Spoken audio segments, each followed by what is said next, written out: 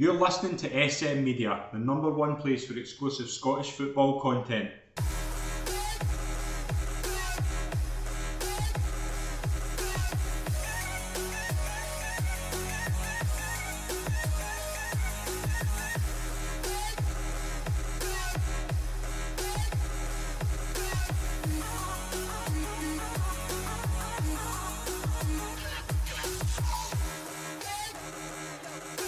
Hi folks, and welcome to the latest episode of the SM Media Scottish Football Show. I'm Scotland Pike. It's an absolute pleasure to be your host as always.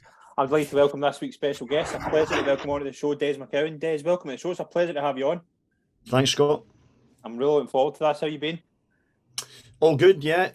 Busy, lots of stuff in the go. So, never a moment. Try to keep abreast of everything that's happening in Scottish football, European football, English football as well. So, There's a lot happening. A lot happening in Scottish football. A lot of football happening. A lot of VAR as well, but not as much as there was last week. I mean, last week it absolutely dominated the show, but not as much this week. No, not as much, but maybe still some contentious stuff going on. So I'm sure we'll cover that off. We will cover it off, yeah. There's a lot of action taking place this weekend as well, as it always is. We're getting into the stage where a lot of games have been played because the World Cup's coming up, so it will be pretty much relentless from now up until the third week in November when we take a wee break. But we will start on Saturday. 4 games to take a look at. We'll start at Ibrox. Rangers, as we know, a lot going on kind of on the negative side in the past few weeks. Performances have not been up to the level required, but a massive turnaround for Rangers this weekend. Going behind to Aberdeen, sitting after 21 minutes, you were thinking, could this be the kind of straw that broke the camel's back? But Rangers, different to a lot of times in the past few weeks, they found an edge. They found a clinical edge. They were a lot more aggressive. I thought there was a massive improvement going forward, and Aberdeen just couldn't live with Rangers. And for the first time in a long time, Des, I thought Rangers were excellent.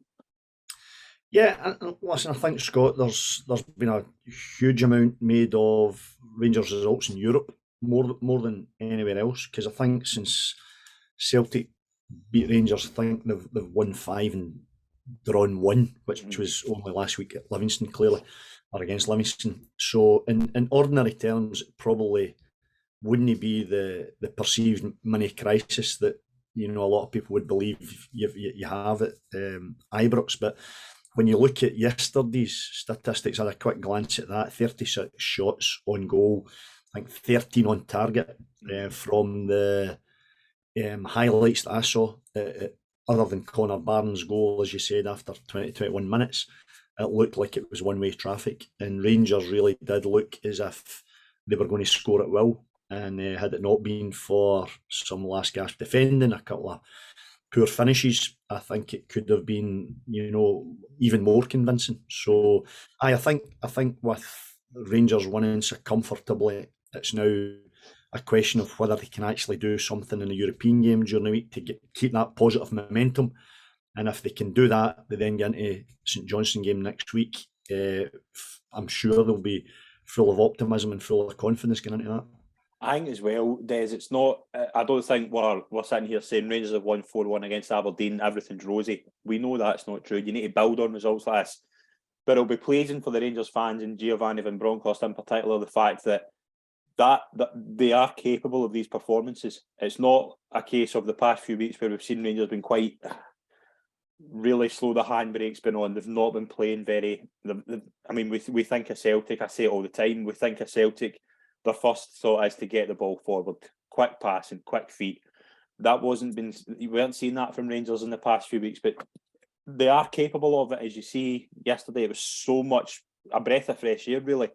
I mean, I just want to single out a couple of performances as well. You've got James Tavernier and John Lundstram. I think they haven't been the heights they were in the past couple of seasons, particularly with Tavernier. Lundstram, obviously, we know was a big player for them last season.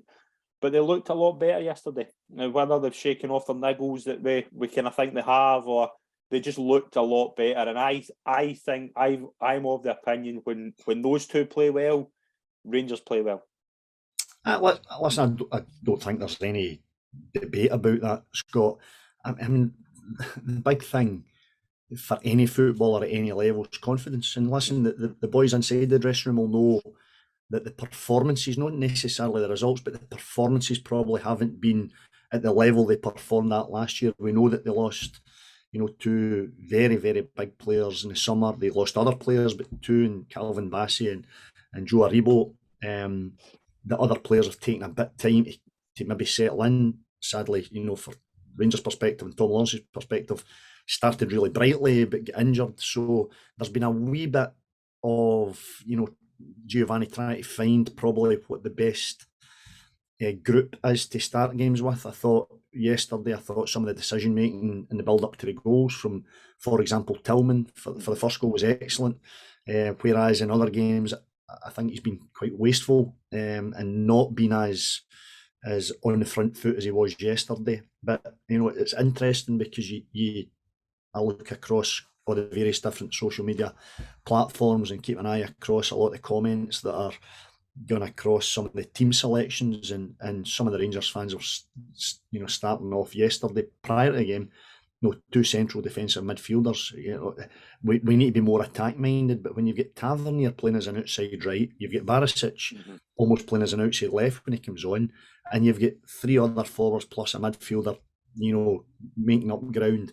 Then it's hardly a defensive setup, So I think that the positive for Rangers fans, players, management, on another day after Connor Barnes scores, you could have possibly seen, the players get into themselves and not providing or delivering the performance that they gave. So it's all credit to them. And I just think Chola, with another goal, and he just looks like he's clinical. Obviously, Morelos has been a fan's favourite for a long period of time, and he comes on and scores as well, which is terrific for him. I just think when you've got goal scorers delivering week in, week out, I think you just need to keep feeding that, player and keep that momentum going. So yesterday was really positive. It's Rangers unbeaten in 6 now domestically, and I think Giovanni and the backroom team will be just pressing home to the players that that's the level he's expecting from now on. Absolutely, and I thought as well, what kind of stood out when you mentioned there about obviously Sands and Lundstrom playing together, I thought it freed up Lundstrom a bit, because I have said repeatedly Rangers lack that kind of number 8. I think Celtic have got 2 of them. You look at like Hatate and O'Reilly, they are that pivot between the defence and attack. They're not defence and attack minded specifically. They're capable of doing the two. And you saw that yesterday when Sands came in. And I don't think James Sands is the long-term solution. I don't think he's the guy, I don't think he's the long-term plan. I don't think he's a top-class player. But I think he's capable. I think somebody like that, like Sands, for example, Sands might just fill the job in part-time, but it gives Lundstrom that chance to free up space. It gives Lundstrom a chance to get forward, because we saw last season when Lundstrom I would say Lundstrom, when he gets the chance and he's allowed to roam about attack space, I think he's really, really impressive. And it's another point as well about Sakala.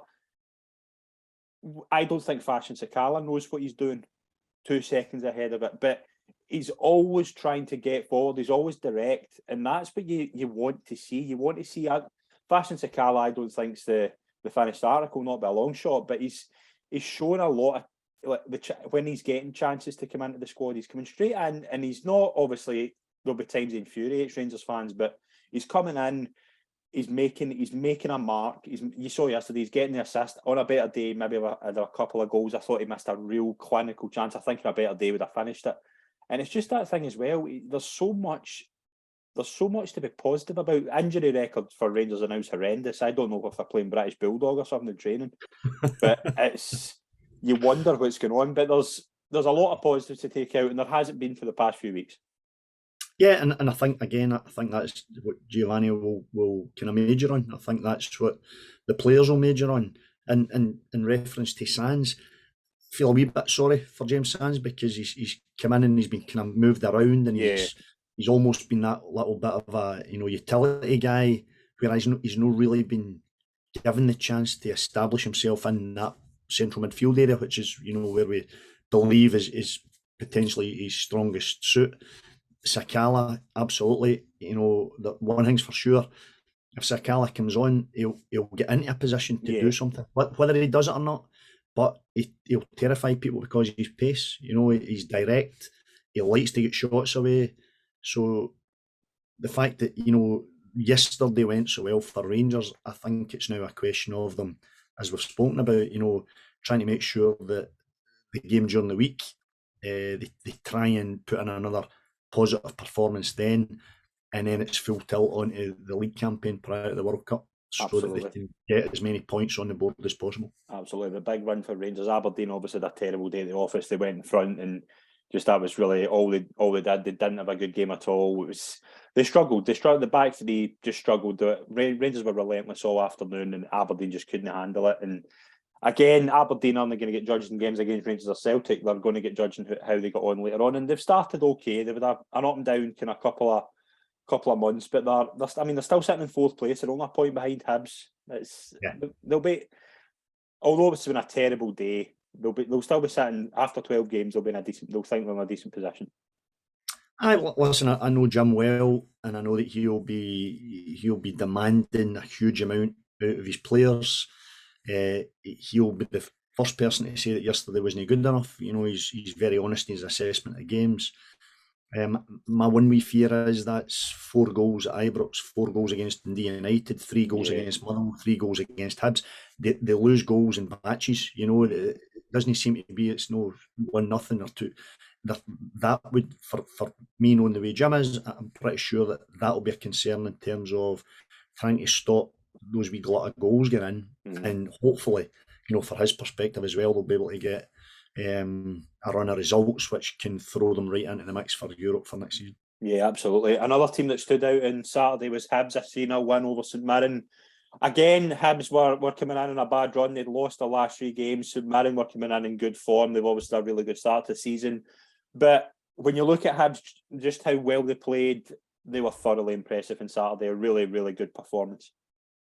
Yeah, and again, you look at the way that they play as well, and I have to say the striker, Kurevic, for the second goal, I thought was absolutely terrific. I mean, terrific all game, yeah. I speak to a lot of managers, and I speak to a lot of recruitment guys who, you know, share with me, you know, what they're looking for, and what he showed in the second goal was what they're looking for 9 times out of 10. They're looking for a striker that can unsettle defenders, can finish, strong, powerful, can get teams up the pitch. And I just thought he was really, really impressive yesterday. And alongside that, you know, you've got Martin Boyle, you know, will always catch guy, get some goals. And Ewan Henderson, really composed finish as well. So, no, a good day for Hibs. An interesting one is that they're away to Aberdeen next week in the league. So, from that perspective, you know, they could put a wee bit of light between the two if they can continue in that. But first win in 4, and Lee Johnson, Jamie McAllister, a former teammate of mine, as the assistant in there. They'll just be delighted because St Mirren were in decent form, certainly not away from home enough. I had a wee look at that, and I think they've only picked up 3 points from 15 on the road, which, you know, for Stevie Robinson, 16 for 21 at home. When you look at that disparity between your performance levels, that'll be something that you'll want to be addressing. Yeah, absolutely. And that thing as well, I wanted to touch on the striker for the Ukrainian Kukurevic, especially with what's going on in his personal life now. To have, he looks a real find, and he looks like he can carry a lot on his shoulders, and that's especially when you're a striker for Hibs, and you'll know this as well. Like, you've got a lot of pressure, especially, and he carries it so well. And he just looked yesterday. It was everywhere, and that was the thing. When every single bit of attack, and Hibs were playing some lovely one-touch stuff, but he was always there, and he was always creating space, and that's what I like about a striker, particularly a young striker. They just want to be involved all the time, and you need that at Hibs, and that's what I'm saying. They're sitting third in the league. Those are the games where you need to make a mark, and I was sceptical about Lee Johnson at the start of the season. Is his system going to work? And we obviously know he had a terrible Premier Sports Cup campaign, but he's come in, and I mean, results have been poor in recent months, but a win like that can just keep you going, can just get you going, and that's what I'm saying. They're sitting third. If they get 3 or 4 wins in a row, they could be really, really, really hard to catch in third. That will be exactly what Lee Johnson's looking to do. You know, it's the consistency of the performance, consistency of the results, and there's whether it's a romantic DNA or whether it's an actual DNA, but certainly Hibs for me have always been a club that generally played decent football. They always had good strikers, numerous strikers over the years who've gone on to other clubs, moved, down south or foreign, and they've always had that little bit of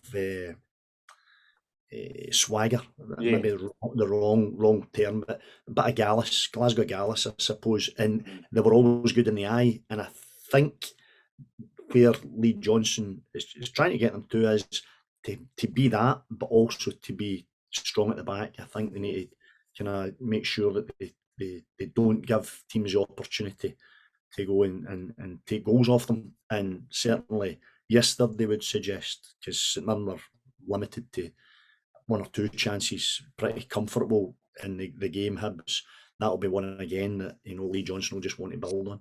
Yeah, absolutely, and it was one of those games as well for St Mirren where they weren't defended well, and they've been really solid at the back this season. They've just struggled. That was probably a game that Stephen Robinson will want to put into the past. But we'll move into the next game. Dundee United 0, Motherwell 1. Motherwell's first win in 5 games. Johansson with a goal for Motherwell. A real gift they got from Mark Brigetti, the Dundee United goalkeeper. It was, just a bad day for him. But Motherwell, again, they've struggled. They've obviously got the new manager in. They've struggled to get a win on the board in the last 5 games. Massive result for them. Yeah, and sometimes you just need to take what you're given, and sometimes it's just perseverance that will get you over the line, and then that might just kick on, because Stevie Hamill's done okay since he first came in, but not in a brilliant run coming into this, and just winning at Tannadice, great 3 points for them. Some dubiety, I think, over the red card. I was going to ask you about that. It's a weird one. It's one that there's a number of different elements to it for me, Scott. First one that strikes me is that Tony Watt, from one angle, looks as if he's trying to pull out. He's taking a bad touch, and he knows he's taking a bad touch, and he's trying to pull out, and there's minimal contact from one angle. From another angle, slowed down, it looks as if it's as if one of his studs is caught in Goss's socks, and it's almost like dragged down his shin. For me, it's not a red card. However, my mind's still when I played 20 years ago, so there's a lot of things have changed in the game. My wee disappointment is the reaction of the player, who, and this is one of my big frustrations with football nowadays, is that the default position is get down, and whatever happens. I'm not so sure that there was enough contact for the reaction from the Motherwell player. I might be miles wide of the mark there, but nothing's going to change my mind. I thought that was a strange decision from John Beaton, given that it looked pretty much that Tony Watts tried to draw his foot back out of the challenge.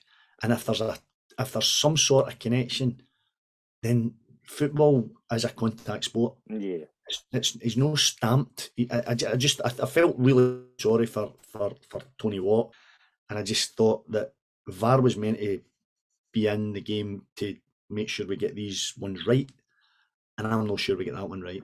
And it's that thing as well, like with John Beaton. John Beaton doesn't even blow for a foul. So I know.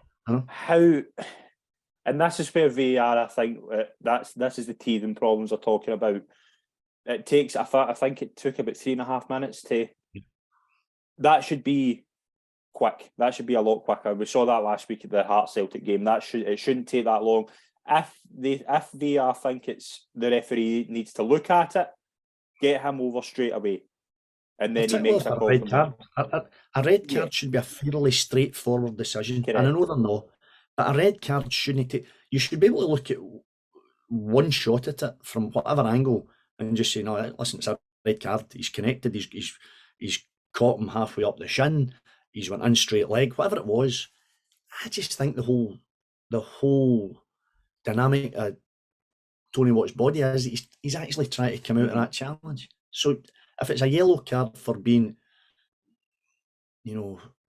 awkward than anything, more awkward than anything else. But listen, the bottom line is the referees are the referees for a reason. They will see things differently from punters, from ex-players, etc. But I just thought it was harsh. But more importantly now for Dundee United, that's no 1 in 4 games. So for Liam Fox, back-to-back wins have come and gone. I think they've only won once back-to-back against Aberdeen and Hibs.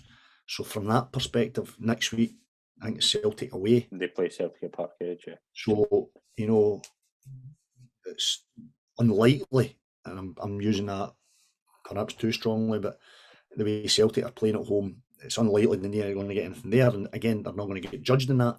But the Motherwell games are the games that are going to get judged on. Yeah. So it's a bit of a conundrum for Liam, because he needs to put in a decent performance next week, try and get something, and then bounce that into the next few games so that they finish before the World Cup and a bit more of a positive, so that they can, potentially climb the league.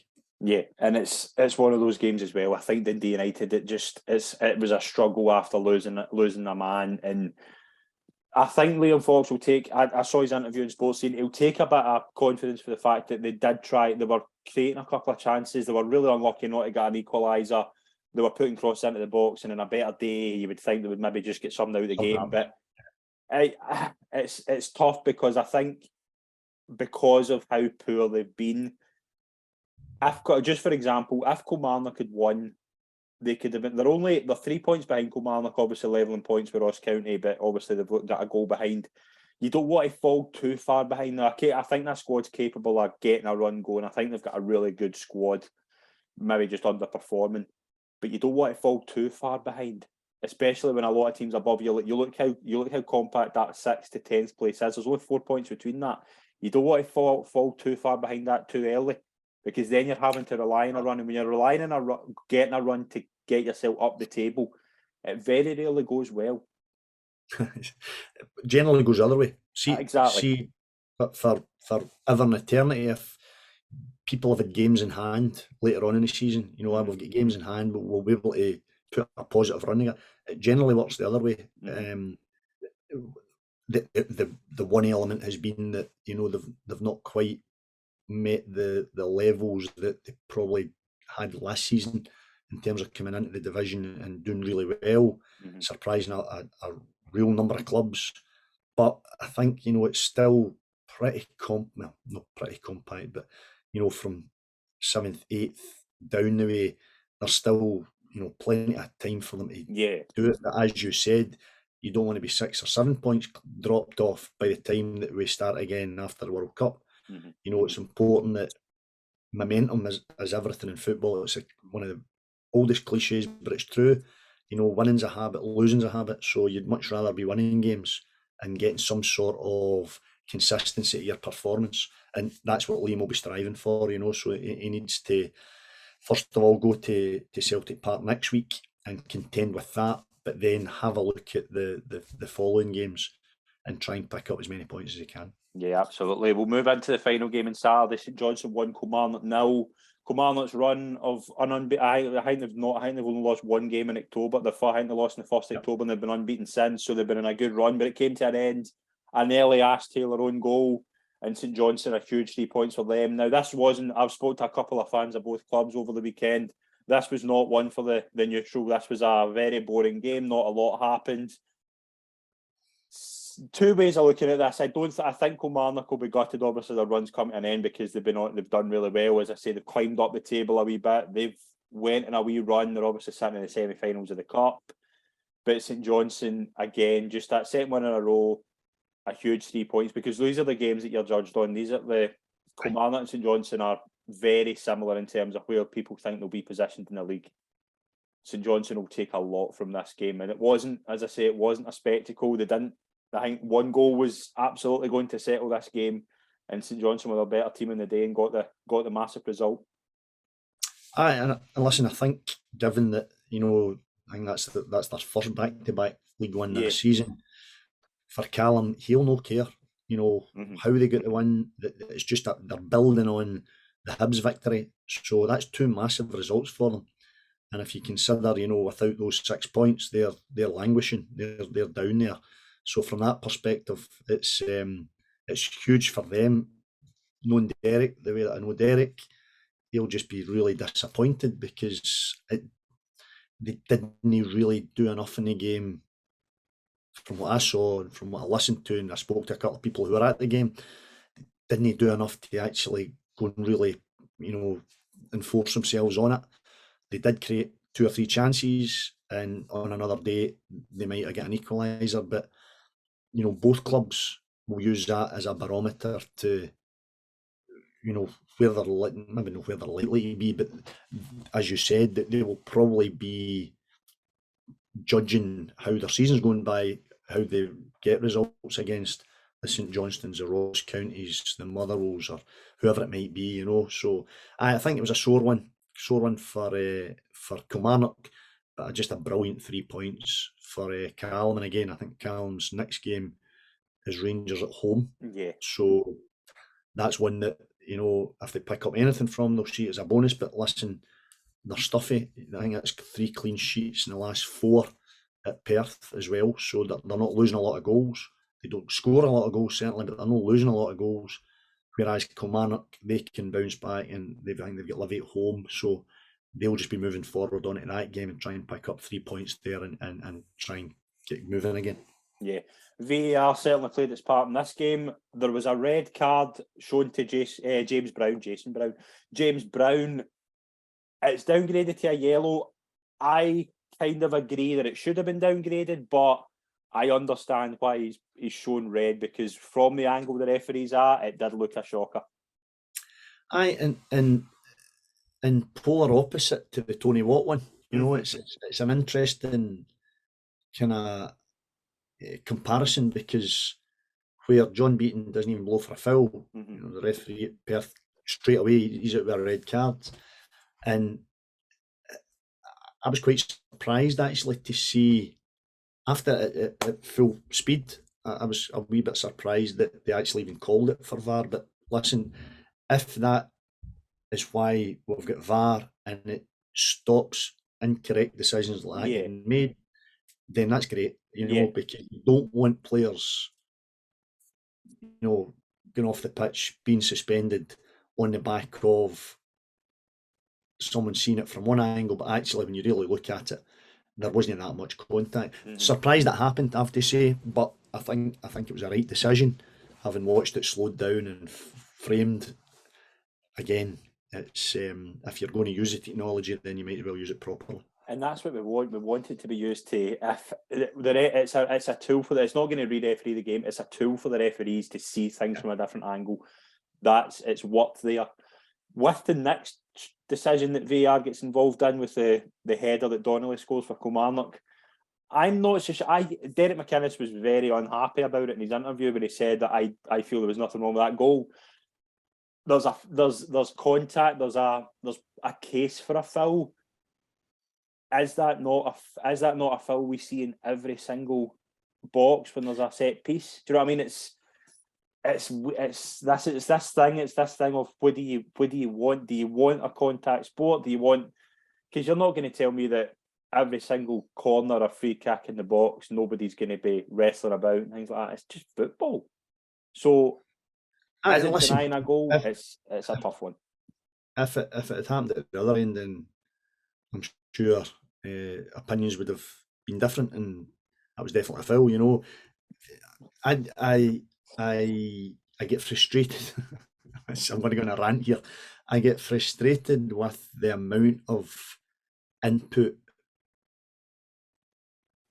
in set pieces where there's, it's choreographed. There's people getting blocked off. There's people getting held. There's people getting cuddled, whatever it might be. I would just like at some point somebody to say, right, I'll tell you what, see if there is a pull, see if somebody's holding a jersey, you're off. There's no question. You're just off the pitch. It will soon stop. Yeah. But there's contact of some degree, whether it's enough to merit a foul.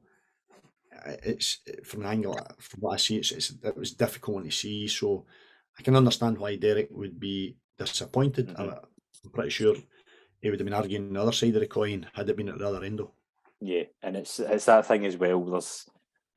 It's going to take time for this to be properly, to VR to properly get everything right. But I do think we'll get there. But it was an interesting Saturday. Today we're recording this on Sunday night. 2 games on Sunday. Celtic went to Livingston 3-0. Never an easy place to go for Celtic and Rangers, but Celtic were relatively comfortable. I don't think it was the best Celtic performance we'll ever see. I thought the early goal it was tough for Livingston to come back from after that, and I thought Celtic were just steady from then on.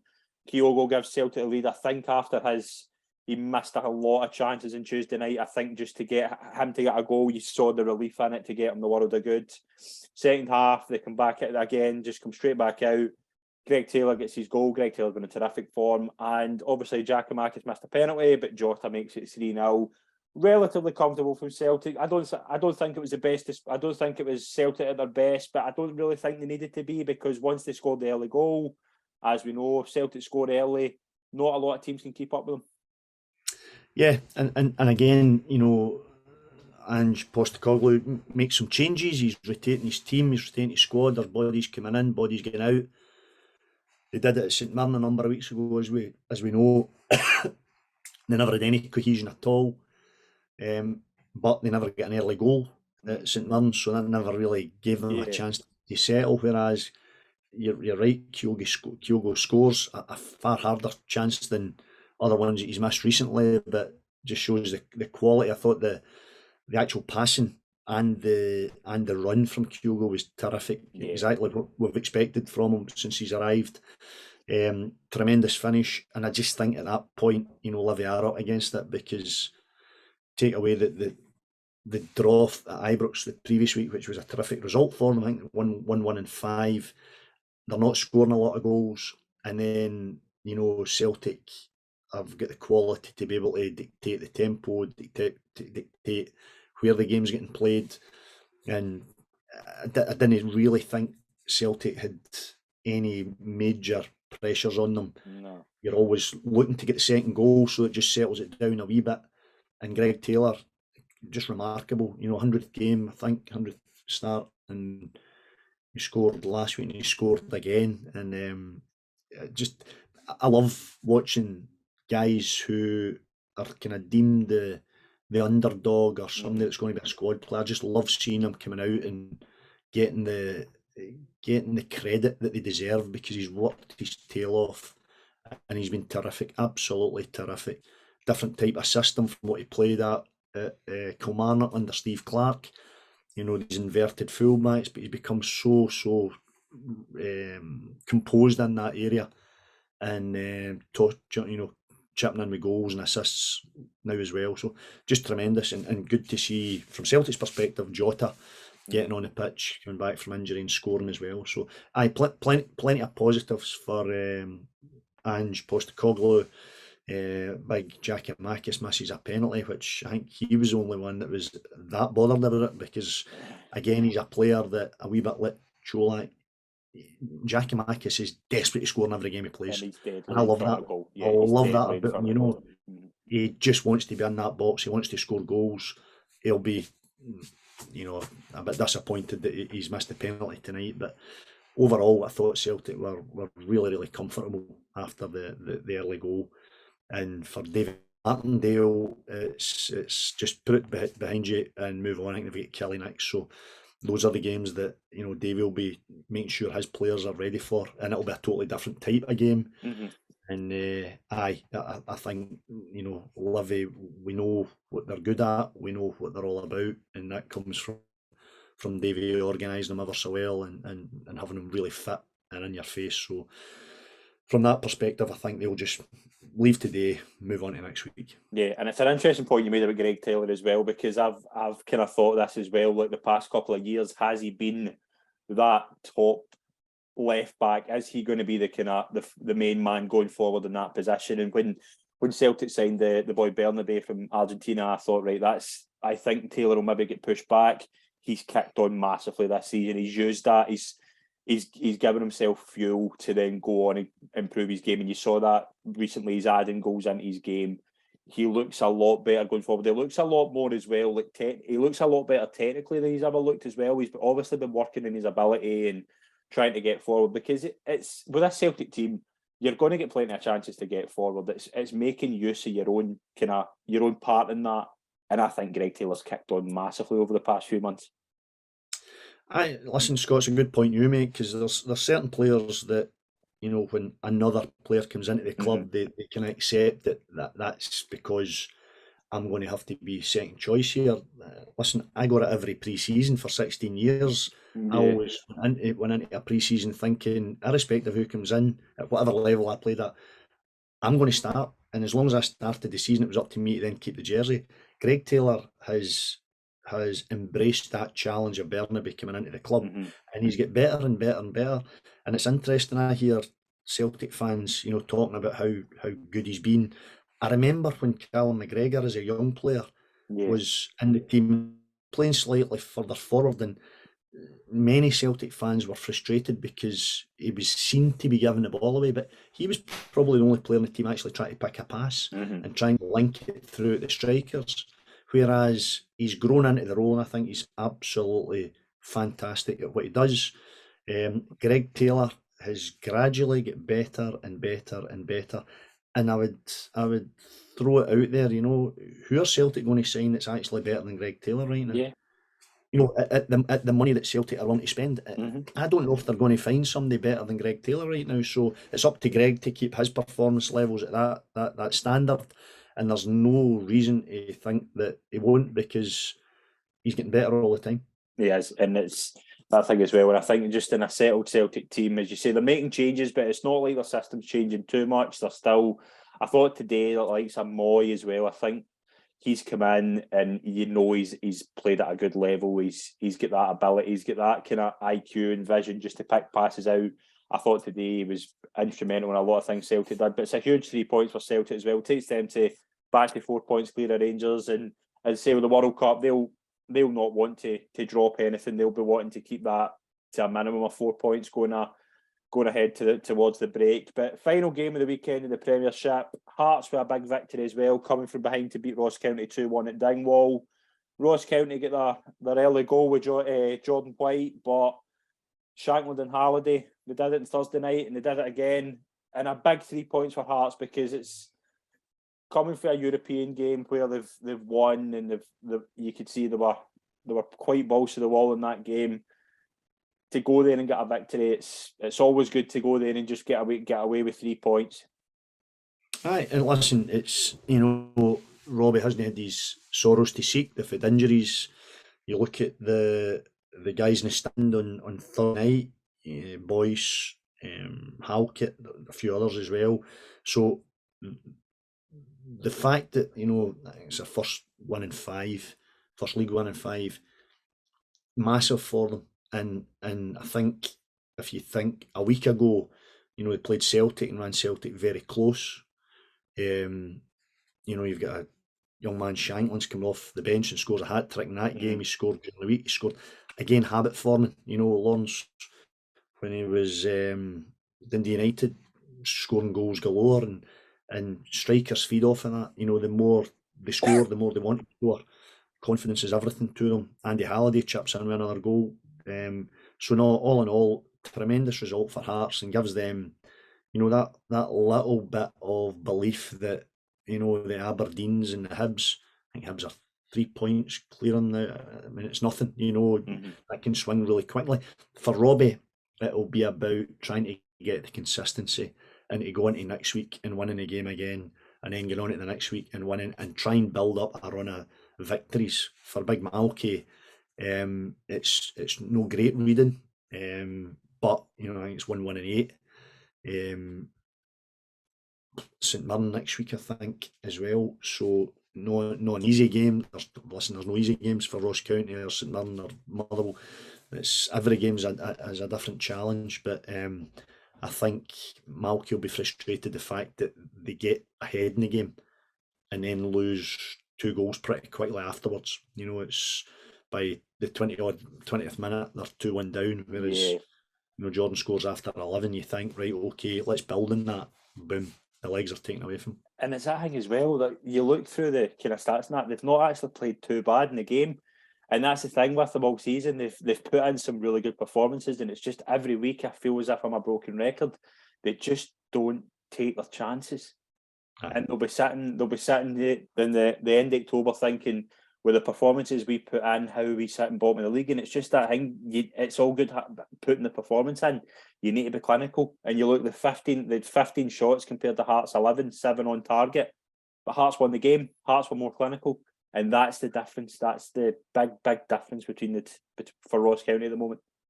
Listen, sometimes it's strikers. That's why strikers get paid the most money. Yeah. Strikers take their chances. So Shankland scores again today. Kyogo scores. Cholak scores.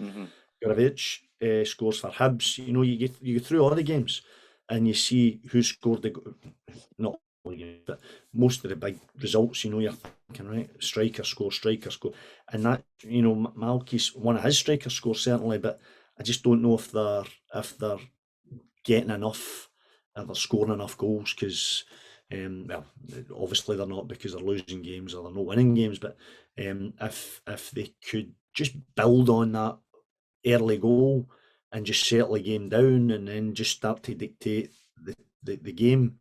But before they know it, they're 2-1 down, so everything changes again, the dynamic of the whole game changes. So for Malky and the team up there, that they need to try and get 2 or 3 wins, get that flipped in its head, so that they're getting into games knowing that a bit like Celtic go ahead, they generally win the game. So Ross County need to try and get that kind of feel about the place. Yeah. We'll move into the Championship, the league that keeps on giving. This league every week. We could genuinely do a whole show in this Championship every week. Let's just run through the results and I'll ask you what your thoughts are, because this is it's crazy what's going on here. Morton 4, Inverness 0, Queen's Park 2, Dundee 2. They both took place on Friday night. Ayr went 3 points clear with a 2-0 win away to Arbroath. An 8-goal thriller at Hamilton as Hamilton drew 4-4 with Cove Rangers. They were 4-1 down and they come back and drew 4 each. It just sums up this league for me. And Wraith beat Partick Thistle. Des, I'm going to ask you a result of the weekend, but I just want to go through the table and just first place to 7th place. Ayr are sitting in 24 points for 13 games in top, right? They're 3 points clear. From 2nd to 7th, there is only 2 points between them. This league is unbelievable. Scott, I was fortunate enough to have a column in one of the papers, and it was about primarily the lower leagues, and the Championship, or the old First Division, historically was madness.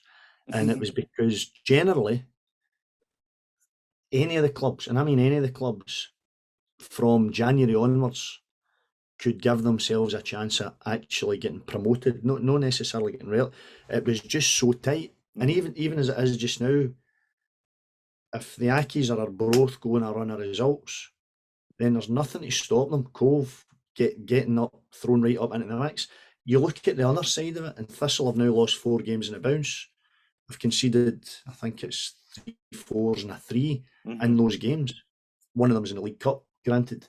But Ian McCall's got on top of the league 4 games ago, and now it's like a crisis at Partick Thistle, because they've been scudded yesterday again. They've been hammered off Queen's Park. Queen's Park must love playing against Partick Thistle, because they beat them every time.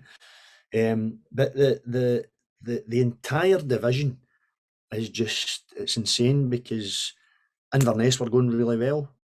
Morton go up there and Morton beat them at home, but Morton take 4 off them. Now, I think, without being disingenuous towards Morton, but Robbie Dees, a leg break the previous week, I think that he's a huge miss, a huge miss for Inverness.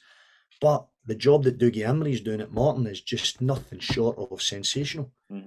And I mean sensational, because he's getting in at a time where the ownership of the club has changed. It's the supporters that have got it.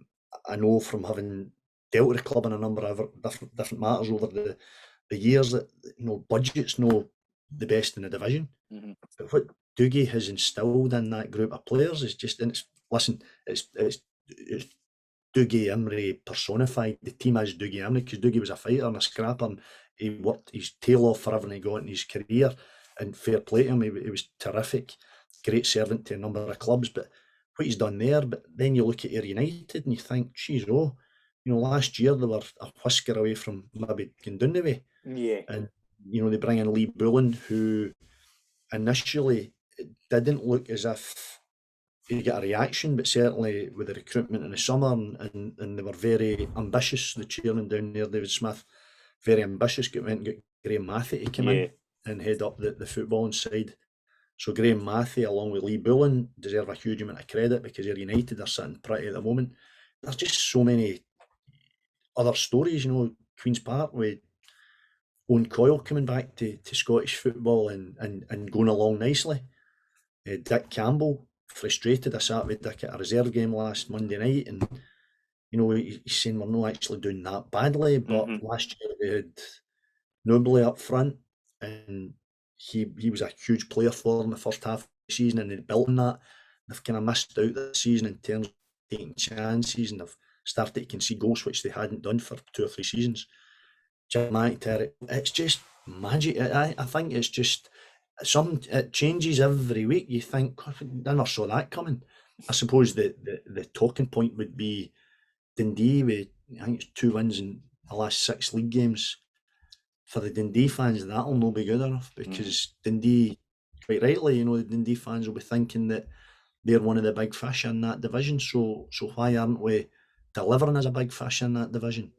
There's still plenty of time for Gary Boyer to do that, but as Ayr United continue to do well, as Morton continue to do well, Dundee can't afford not to win games. And Queen's Park another evening, a late equaliser. So from that perspective, they get a point, but they need 3 points if they're going to get back up into the Premiership. Absolutely. 2 big games as well at the weekend. We'll cover them in the extra show Friday. Ayr host Morton as well, and Partitas will host Dundee. So it keeps on giving. There's going to be twists and turns every weekend in that league. But we'll move into League One. Some big results there as well, actually. I mean, Airdrie 4, Montrose 0. Alloa got a late goal to Clyde. That was a big, a really sore one for Clyde as well. They lost a late goal to Alloa to deny them a draw. Dunfermline 2, Kelty 1, Peterhead 1, Edinburgh 1, and Queen of the South 1, Falkirk 3. You look at this table, obviously Dunfermline, they're now 3 points clear. They're doing quite well, but Edinburgh, Falkirk, Alloa, Montrose. I know obviously Airdrie picking up a big one against Montrose as well. There's still a lot to say that that's going to be a close league as well. There's plenty to play for in League One as well, Scott. And I think Airdrie's first 1 in 7 in all competitions. Airdrie were flying, doing really well under Rhys McCabe, who replaced Ian Murray when he went to Wraith. But Airdrie convincing winners the week after Montrose had beaten Dunfermline. So that was Dunfermline's only loss in the league to Montrose, and Airdrie go and wipe the floor with them. Falkirk 1 loss in 7. John McGlynn, I think, is still trying to get his influence into that group of players. I think he was a little bit hand-tied in the summer because there were so many players still under contract to wheel and deal to try and get a few of his own players in. He's actually working really well with some of the ones that were already there, and they're doing fine.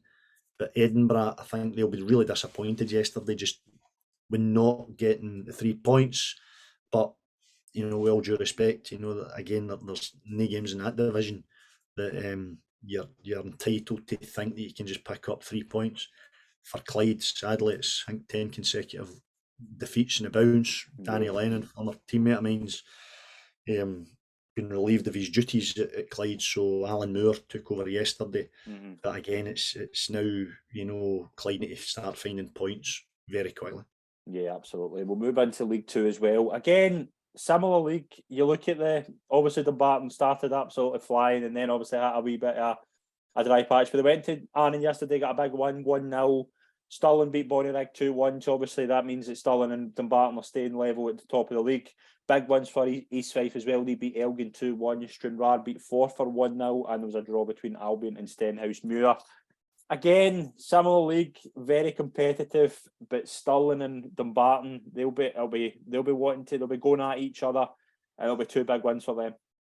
Yeah, it's certainly they're the two teams that are kind of blazing the trail. And actually, when you think Stirling beat Dumbarton 6-0 a few weeks ago, Yeah, Dumbarton were flying at that point. But Stirling since then, I think 6 wins in a row.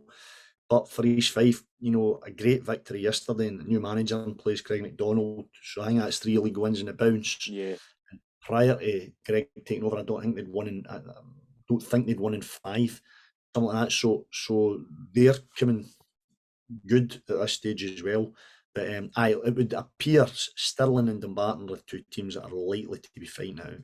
Yeah, absolutely. I think as well, as you say, East Fife, big win for them. Obviously, new manager coming in. Obviously, after Stevie went to the D United, Craig obviously went up. I think he was assistant under Stevie, and then he obviously got the job full time. So big chance for him as well to go and prove it. And again, all he needs a couple of a run, and he could be in contention, because as we see, Dumbarton and Stirling could easily let that lead go. But again, very interesting games across the board this weekend. But we do have action in midweek across the final European runs, and I think probably all three will be just happy to finish up, to be honest. Big game on Tuesday night for Rangers.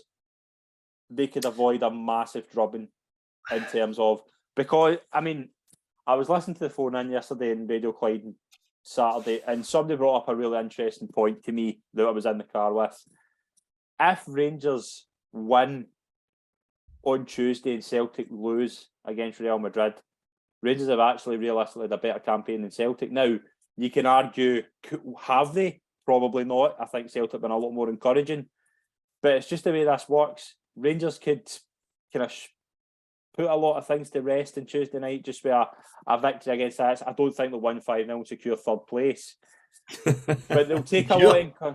I'm very much doubt it. I think Ajax will be going there just for. But they could win. They very well could win, because Ajax aren't doing brilliant. Rangers will take a lot of encouragement for Tuesday night. It could be geared up for just playing for pride, but playing to avoid an absolute embarrassment. And that's what it's been the whole European campaign this season. And it could be a big game. It could be a one-off game that we saw last season. Rangers in one-off ties. There's something different about them. When they're trying to build up league runs, they struggle. And when they try to play group stage football, they struggle under Gio. But one-off games, I could see Rangers doing something Tuesday. I love your enthusiasm for that, and I see your logic in it, Scott. I'm not suggesting that Rangers won't win the game or won't take something from the game, but the majority of logic would tell you that they've not shown enough in the European fixtures. They certainly have not.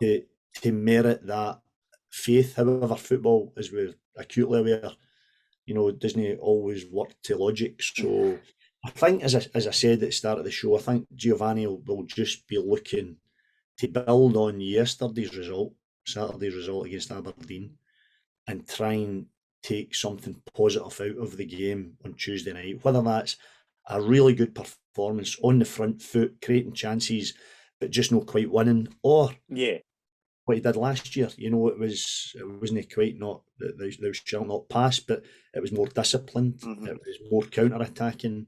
It was exhilarating at times, to be fair. Some of the performances in Europe last year were outstanding. So I think he'll be trying to get something from the game that he can then use to get into next weekend, and to just put some of the criticism, just pad it down a wee bit, So from Giovanni's perspective, I think that will be the target, to continue on a positive trajectory from yesterday into Tuesday night and then on to next weekend. Yeah, and I think that's it as well. I think it's, as long as Rangers show something. I think with Rangers, a lot of the times they've went. Napoli are a really, really good side. I think Napoli could be one of the best teams in Europe this season. I really think that they've got a lot. I think they've won their last 11 games in all competitions. But Rangers went out like, see, as soon as they lost that early goal, Rangers didn't believe they could get anything out of the game. Not that they would have. Napoli could have went up several gears, and I think a few Rangers fans did take the fact they were a bit better, but Rangers just offered nothing. Supporters can accept that there are better players on the pitch, what they can't accept is where players don't appear to be putting in what they've done previously or have done or can do. That's where criticism comes in. If there is a suggestion or even a perception from the fans that players aren't given 100%, that's where they're open to criticism. And it will be the same for Celtic players, it will be the same for Aberdeen players, it will be the same the world over. Football fans want teams to, or players to give 100%. And I'm not saying that the Rangers players haven't been given 100%, but certainly the perception amongst Rangers fans that I know is that there are players who it doesn't appear to be hurting as much as it should. And that's where Giovanni will be trying to make sure he gets across to the players, as Ange Postecoglou has done. And I think he has done this really well, because if you look at Celtic Real Madrid at Celtic Park, I thought Celtic were terrific. You always knew Real Madrid had another couple of years. Celtic missed big chances, but they were terrific. Every single one to a man, pressing, working, comfortable on the ball. So from that perspective, I think if Rangers could just get something positive out of the performance, i.e. we gave it our all, we never left anything in the dressing room, it's out there on the pitch, then the fans will respond to that. And that's the thing as well. Obviously, we're moving in now to Wednesday night, but Celtic go to the Bernabeu to play Real Madrid. Again, no Celtic fan will be expecting Celtic to go there and get a victory, but it is a free hit. They're going there. They're not going to finish third. They've nothing to lose.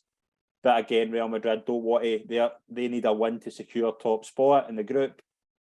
It's going to be tough, but Celtic have nothing to fear and nothing to lose going there. And obviously, you don't want to go there and get an absolute doing. But Celtic will take encouragement for how they've been in the Champions League. They've been in the front foot. They've been forward. They've tried to get something out of the game. They've not been defensive. And Ange hasn't changed his system.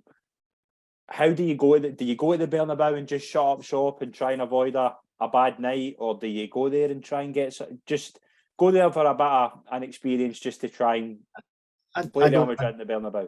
I don't think the manager will change anything. I think he'll believe in his process, he'll believe in his shape, he'll believe in his strategy, style, tactic, whatever you want to call it, and that's how the players are trained. That's what they're expecting. That's how he shapes up the team. That's how they perform in training. That's what they do week in, week out, day in, day out, hour in, hour out. So why would you change it for the reason of going to?